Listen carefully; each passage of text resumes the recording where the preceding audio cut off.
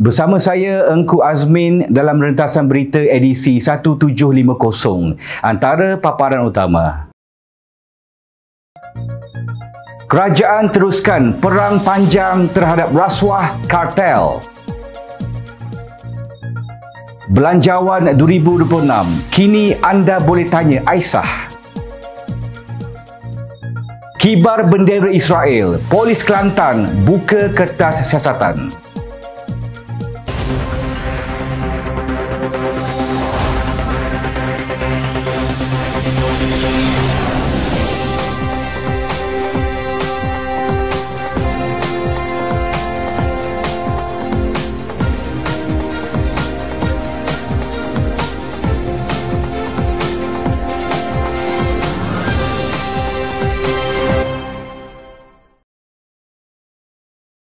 Bismillahirrahmanirrahim. Assalamualaikum, salam sejahtera dan salam madani. Komitmen kerajaan untuk terus membersihkan negara daripada rasuah, penyelewengan dan kegiatan kartel akan diteruskan susulan kejayaan penguatkuasaan tegas yang berjaya mengembalikan hasil negara mencecah 15.5 bilion ringgit hanya dalam tempoh 2 tahun, tegas Datuk Seri Anwar Ibrahim. Perdana Menteri menegaskan pencapaian setakat ini membuktikan ketegasan kerajaan memastikan tiada mana-mana pihak termasuk individu berprofil tinggi terlepas daripada tindakan undang-undang sekiranya terbabit dalam kegiatan yang merugikan negara. Kita berjaya merampas wang yang dicuri dan diseludup melalui kegiatan jenayah berjumlah 15.5 bilion ringgit. Ini baru 2 tahun. Itu pun kerana saya tegas dan menegaskan kepada semua agensi penguatkuasa bahawa tiada kompromi terhadap rasuah, penyeludupan, sindiket dan kartel. Hapuskan mereka kerana mereka mencuri daripada rakyat, katanya di Petik Harapan Madani. Beliau berkata demikian ketika berucap pada program Temu Anwar bersama pelajar Universiti Teknologi Petronas UTP di Perak pada Sabtu. Menurutnya, yang juga Menteri Kewangan, kerajaan mahu membersihkan kekusutan yang ada di negara ini dalam tempoh beberapa tahun mendatang.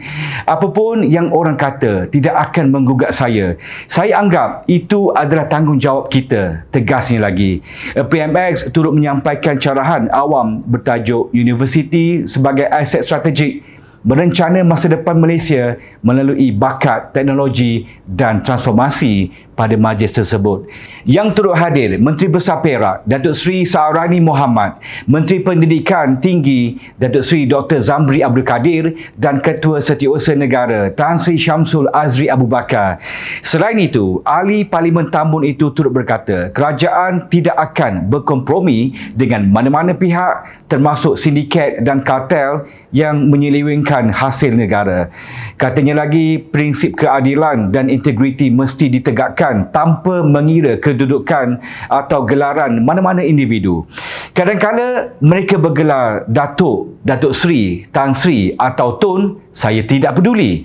Kamu boleh ada gelaran, tetapi jika mencuri, kita akan tangkap, bicarakan di mahkamah dan jika didapati bersalah, kamu akan ke penjara. Itulah prinsipnya dan golongan muda mesti memahami serta menyokong perjuangan ini. Bolehkah saya percayakan kamu untuk mendukungnya? Soalnya lagi disambut tepukan gemuruh hadirin.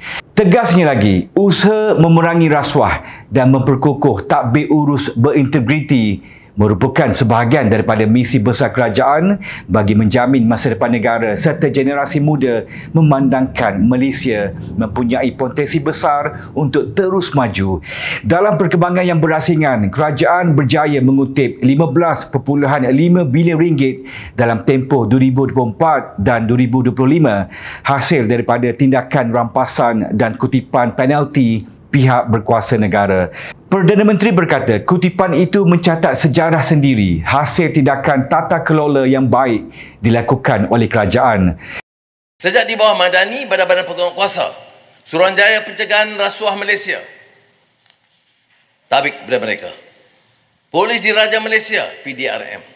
Kementerian Perdagangan Dalam Negeri dan Kos Sara Hidup, KPDN. Jabatan Kastam Diraja Malaysia, JKDM. Dan Suruhanjaya Persaingan Malaysia, MyCC. Dan saya dah betul. ambil perhatian. Kerana berapa jumlah yang kita capai, perolehi dari rampasan dan kutipan medal penalti. Rekod dalam sejarah kita dan rantau kita. Penalti yang dirampas dan kutip untuk 2023 dan 2024, 2025 mencecah hampir 15.5 bilion ringgit.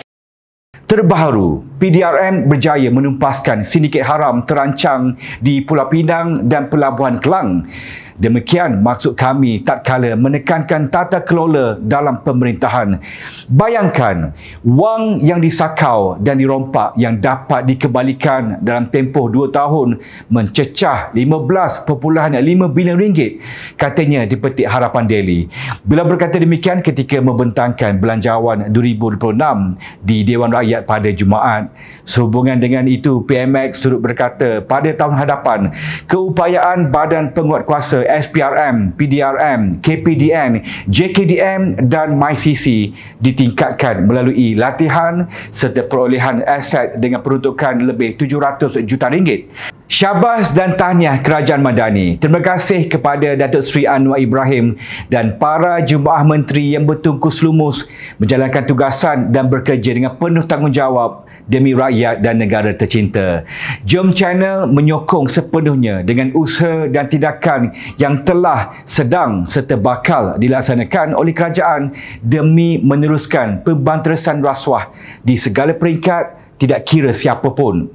Maka, marilah kita sama-sama jauhi jenayah rasuah kerana sesungguhnya perangi rasuah adalah tanggungjawab kita bersama. Justru, semoga segala usaha, perbincangan serta perancangan yang dilaksanakan bersama demi membaik pulih negara, demi kesejahteraan semua pihak berjalan lancar serta sentiasa dipermudahkan Allah Subhanahu Wa Taala. InsyaAllah. Amin amin ya rabbal alamin. AISA atau Artificial Intelligence Sungai Siput Actually Helps ialah bot sembang yang dibangunkan oleh 4 orang dari Parti Keadilan Rakyat PKR cabang Sungai Siput. Menurut Ketua Cabang PKR Sungai Siput, Novinden Krishnan, masyarakat umum juga kini boleh bersembang dan bertanya apa sahaja berkaitan Belanjawan 2026 di www.aimadani.com. Masyarakat umum kini tiada waktu untuk membaca Belanjawan. Untuk memudahkan anda boleh tanya apa sahaja berkaitan Belanjawan 2026 untuk memahami perancangan kerajaan untuk tahun depan, katanya kepada Harapan Daily. Bot sembang ini dibangunkan berasaskan dokumen ucapan Belanjawan 2026 dan anggaran perbelanjaan persekutuan dari Kementerian Kewangan. AISA boleh berborak dalam 4 bahasa, iaitu bahasa Malaysia, Inggeris, Tamil dan Mandarin. Bot sembang ini juga faham semua dialek yang digunakan oleh rakyat Malaysia. Tambahnya lagi, bot sembang ini mengambil tempoh seminggu mulai tahap rangka kerja dan pemuatan naik data untuk disiapkan. Buat masa ini, kita berharap ia akan digunakan oleh pengamal media, para guru dan penyelidik untuk mendapatkan maklumat terperinci berhubung Belanjawan memandangkan penggunaan AISA oleh umum adalah kurang, ujarnya. Tambahan lagi, Novinden turut bercadang untuk membangunkan lebih banyak bot sembang pada masa akan datang yang boleh menyebarluaskan dasar kerajaan Madani di bawah pimpinan Perdana Menteri Datuk Seri Anwar Ibrahim. Dalam perkembangan yang lain, pelbagai inisiatif dan ikhtiar menerusi Belanjawan 2026 dipertanggungjawabkan kepada Suruhanjaya Komunikasi dan Multimedia MCMC bagi memastikan agenda kesaling hubungan negara terus memacu pertumbuhan digital dalam ekosistem terangkum sebagai medium penting dalam kejayaan sesebuah negara. Menerusi satu kenyataan yang dikeluarkan, Suruhanjaya itu terus komited dalam melaksanakan tanggungjawab bagi memperkukuh ekosistem komunikasi dan multimedia negara serta memastikan rakyat menikmati manfaat teknologi digital secara inklusif dan seimbang di seluruh Malaysia. Agenda perluasan liputan jalur lebar negara terus diperkukuh melalui projek Jalinan Digital Negara Jendela 2 ke 2,700 lokasi komunikasi baharu khususnya di luar bandar dan pedalaman dengan peruntukan sebanyak 780 juta ringgit. Manakala inisiatif sambungan kabel dasar laut Madani SALAM dengan peruntukan 2 bilion ringgit melibatkan pembinaan kabel dasar laut sepanjang 3,190 km dari Johor ke Sabah dan Sarawak bagi memperkukuh kesaling hubungan dan capaian internet negara yang juga telah diumumkan Perdana Menteri bagi meningkatkan sambungan internet di hospital awam dan klinik kesihatan di seluruh negara pula. Sebanyak 650 juta ringgit diperuntukkan bagi memperkukuh perkhidmatan tersebut kepada rakyat.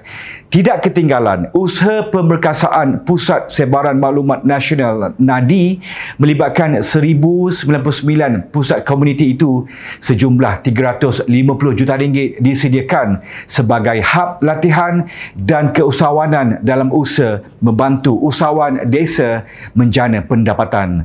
MCMC juga akan membangunkan sistem abaran awal Early Warning System atau EWS bagi memperkukuh kesiapsiagaan negara dan melindungi rakyat dengan peruntukan 210 juta ringgit.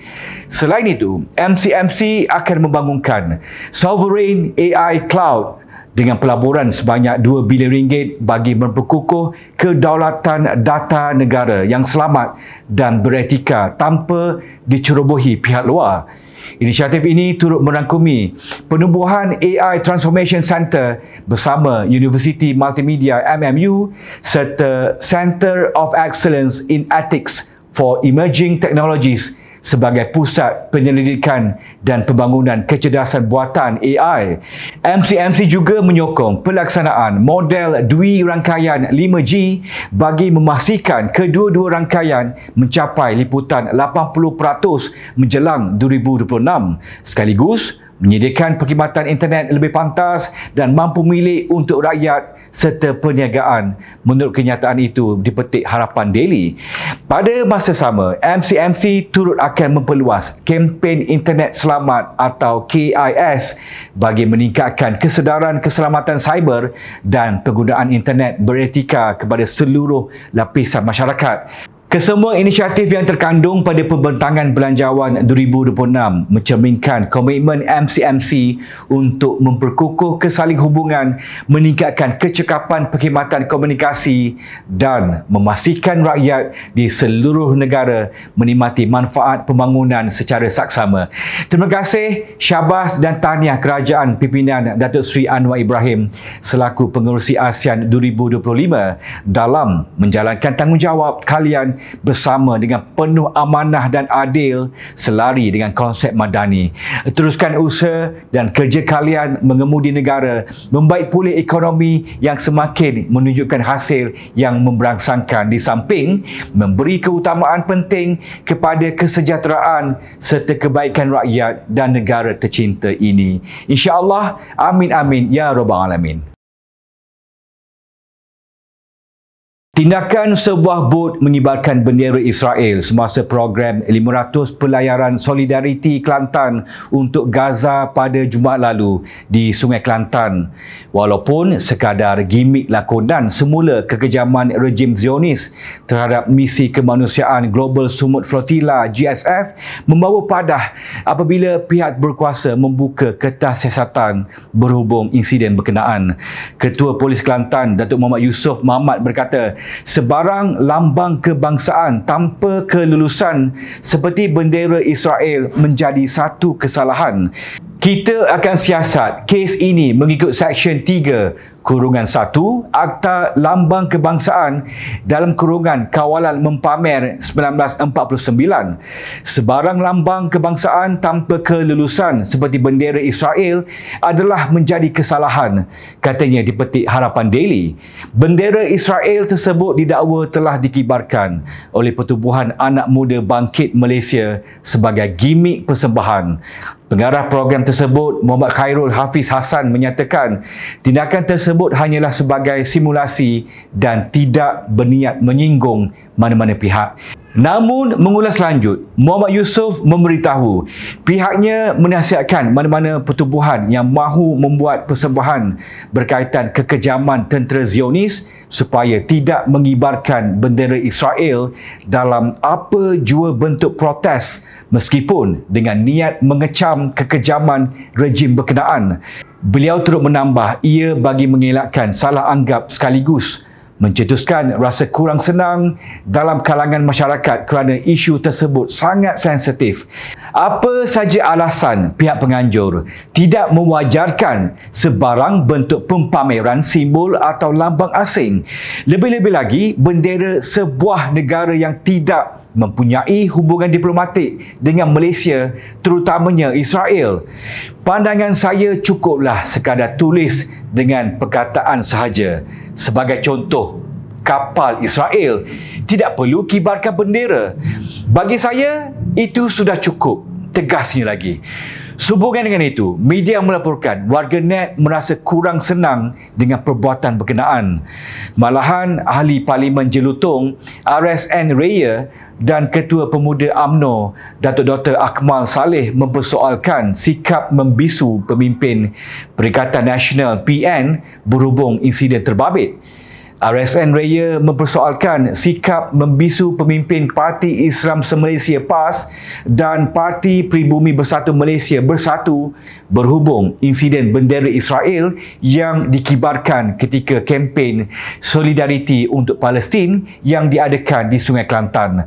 Beliau turut mempersoalkan sama ada sikap membisu dan berdiam diri itu disebabkan kejadian tersebut berlaku di Kelantan.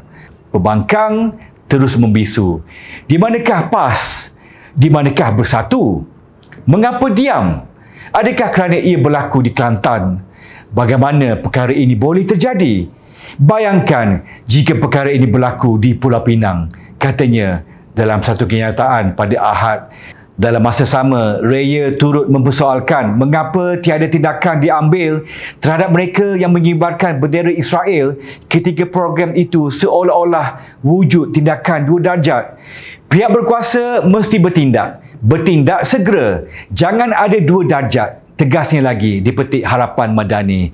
Terdahulu, program 500 pelayaran Solidariti Kelantan untuk Gaza yang berlangsung di Sungai Kelantan terpalit kontroversi selepas bendera Israel turut dikibarkan dan videonya tular di laman sosial sehingga menimbulkan rasa kurang senang dan perdebatan dalam kalangan warga maya.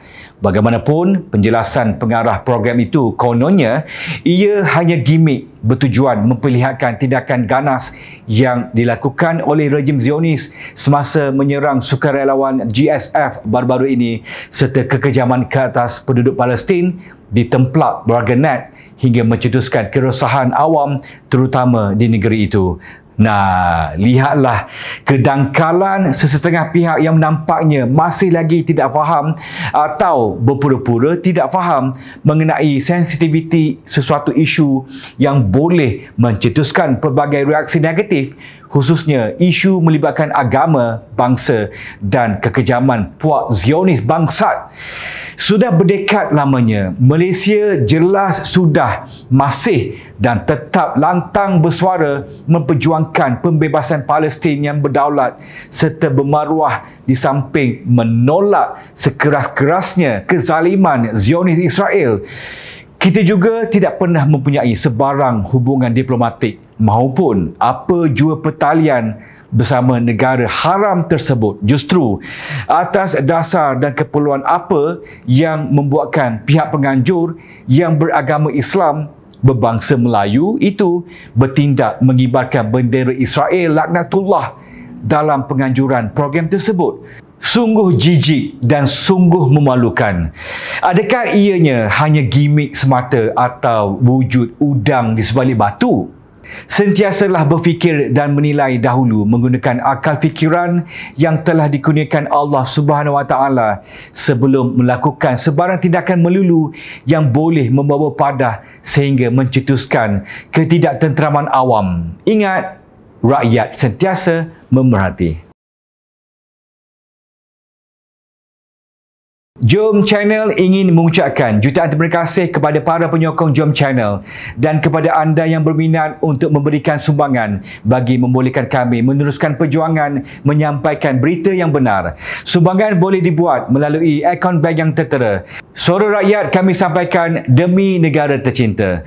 Teruskan bersama kami di Jom Channel, saluran berita TV internet nombor 1 di hati anda untuk mendapatkan berita politik tanah air. Dari sungai ke segara, Palestin bakal dan pasti merdeka. Saya Engku Azmin. Terima kasih. Assalamualaikum. Salam Malaysia Madani. InsyaAllah kita jumpa lagi.